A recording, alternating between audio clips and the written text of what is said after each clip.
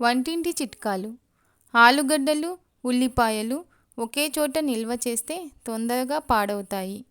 కాబట్టి రెండింటినీ దూరంగా ఉంచితే మంచిది. ఫ్లోర్ మీద పడ్డ కోడిగుడ్డు సొన పూర్తిగా పోవాలంటే దానిపై వెంటనే ఉప్పు చల్లి కొన్ని నిమిషాల పాటు ఆగి పేపర్ టవల్ లేదా టిష్యూ పేపర్తో తుడిస్తే సరి.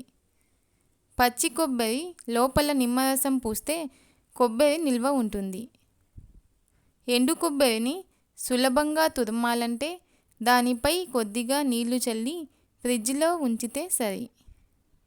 క్యాబేజీ వండేటప్పుడు చిన్న అల్లం ముక్క వేస్తే వాసన రాదు.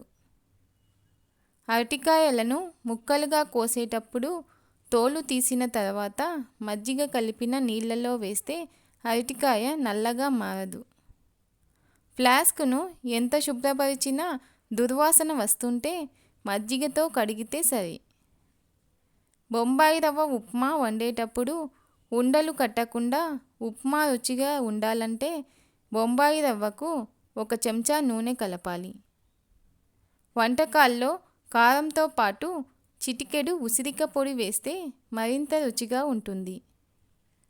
ఆమ్లెట్కు మరింత రుచి రావాలంటే కొద్దిగా కొబ్బరి కోరు కలిపితే మరింత రుచిగా ఉంటుంది.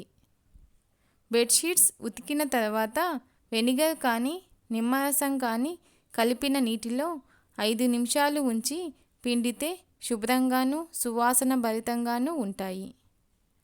బట్టలపై ఇంకు పడితే టూత్పేస్ట్ కానీ నిమ్మరసం కానీ వేసి రుద్దాలి.